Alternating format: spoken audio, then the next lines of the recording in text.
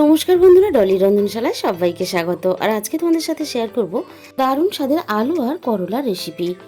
আমি এখানে দুটো বড় সাইজের করলা নিয়ে নিয়েছি আর নিয়েছি একটা মাঝারি সাইজের আলু। আলু আর করলাটা কেটে নিয়েছি আমি এখানে। করলাগুলো এখানে আমি একটু লম্বা করে একটু মোটা মোটা রেখে আমি কেটে নিয়েছি। আর এখানে আলুগুলো ঠিক এরকম একটু লম্বা লম্বা করে কেটে নিয়েছি। আলু আর করলা খুব ভালোভাবে আমি ধুয়ে নিয়েছি। আর আমি এখানে একটা মাঝারি সাইজের পেঁয়াজ কেটে নিয়েছি। পেঁয়াজটা কেটে আমি পাপড়িগুলো খুলে নিয়ে এরকম একটু বড় বড় সাইজ রেখে পেঁয়াজটা আমি কেটে নিয়েছি। এবারে আমি কড়াইয়ের মধ্যে প্রথমে একটা মশলা বানানোর জন্য দিয়ে দিলাম 1 চামচ পরিমাণ পাঁচফোড়ন আর দিয়ে দেবো এখানে 1 চামচ পরিমাণ পোস্ত। এবার একেবারে গ্যাসের ফ্লেমটা লোতে রেখে পাঁচফোড়ন আর পোস্তটাকে আমি ভেজে নেব। খেয়াল রাখতে হবে যে পাঁচফোড়ন আর পোস্তটা একেবারেই যেন পুড়ে না যায়, তাহলে ভাজা মশলার স্বাদটা একেবারেই নষ্ট হয়ে যাবে। পোস্ত আর পাঁচফোড়নটা নামিয়ে নিয়ে আমি ওই একই কড়াইয়ের মধ্যে প্রয়োজন মতো সর্ষের তেল দিয়ে দিলাম। সর্ষের তেলটা খুব ভালোভাবে গরম হতে আমি কেটে রাখা সমস্ত করলাগুলো আমি তেলের মধ্যে দিয়ে দিলাম স্বাদ মতো লবণ আর দিয়ে দেবো এখানে সামান্য পরিমাণ হলুদ গুঁড়ো। প্রথমে আমি করলাগুলো ভেজে রেডি করে নেব। আমি এখানে 3 থেকে 4 মিনিট লবণ আর হলুদ দিয়ে করলাগুলো নাড়াচাড়া করে নিয়ে এবার আমি করলাগুলো একটু নরম হয়ে আসার জন্য 5 মিনিটের মতো এখানে আমি ঢাকা দিয়ে দিলাম। যেহেতু করলা ভাজতে একটু সময় লাগে, তাই করলাটা একটু নরম হয়ে আসলে ভাজাটা বেশ ভালো হয়, তাড়াতাড়ি হয়ে যায়। 5 মিনিট পরে আমি ঢাকা খুলে দেখে নিলাম। করলাগুলো দেখো বেশ অনেকটা নরম হয়ে এসেছে আর করলার গায়ে একটা ভাজার কালারও চলে এসেছে। আমি এখানে করলাগুলো আরও বেশ কয়েক মিনিট ধরে নাড়াচাড়া করে সুন্দর করে লালচে করে করলাগুলো ভেজে নেব। বন্ধুরা, তোমরা হয়তো করলার অনেক রকমের রেসিপি বানিয়ে খেয়েছো, তবে একবার হলেও করলার এই রেসিপিটা বানিয়ে খেয়ে দেখো, খুবই টেস্টি হয় এই রেসিপিটা। করলাগুলো এখানে আমি বেশ লালচে করে ভেজে নিয়েছি। এবার সমস্ত করলা আমি তেলে থেকে ছেঁকে তুলে নেব। সমস্ত করলা আমি তুলে নিলাম। এবার ওই একই কড়াইয়ের মধ্যে আমি আরও একটু প্রয়োজন মতো সর্ষের তেল দিয়ে দিলাম। এবার ওই তেলের মধ্যে ফোড়নে দিয়ে দিলাম অল্প একটু কালো জিরে। কালো জিরের গন্ধটা এই রান্নাতে বেশ ভালো লাগে। এবার আমি সমস্ত কেটে রাখা আলুগুলো তেলের মধ্যে দিয়ে দিলাম। এবার আমি আলুগুলোকে বেশ কয়েক মিনিট ধরে নাড়াচাড়া করে ভেজে নেব।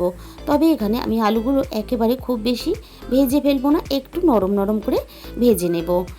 আলুর গায়ে একটা ভাজার হালকা কালার আসতে শুরু করে দিয়েছে।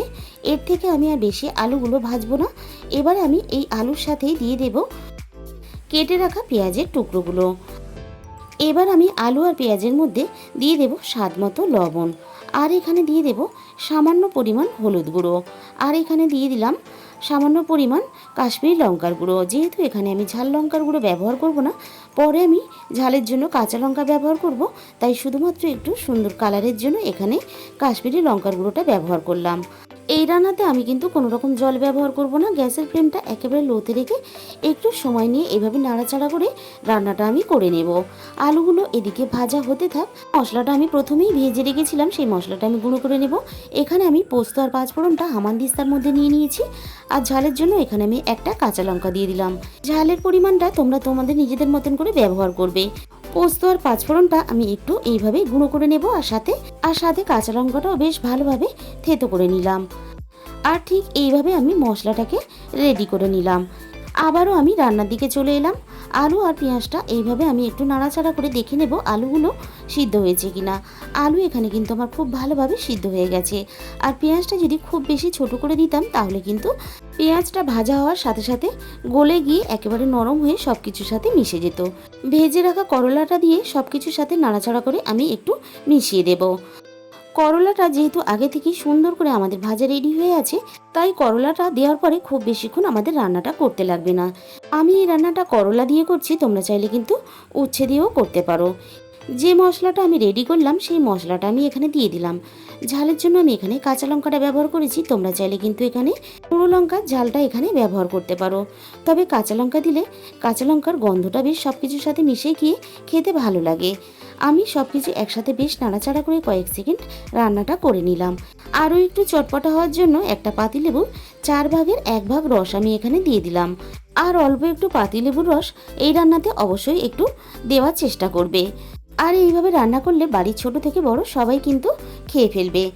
আর যারা তেঁতো খেতে পছন্দ করে তারা তো খাবেই, আর তার সাথে সাথে কিন্তু যারা তেঁতো খেতে একেবারেই পছন্দ করে না তারাও এইভাবে রান্না করে দিলে খেয়ে ফেলবে।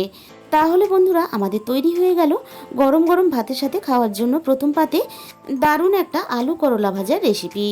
তাহলে বন্ধুরা আজকের রেসিপিটা তোমাদের যদি ভালো লেগে থাকে অবশ্যই ভিডিওতে একটা লাইক করো আর প্রচুর প্রচুর শেয়ার করো।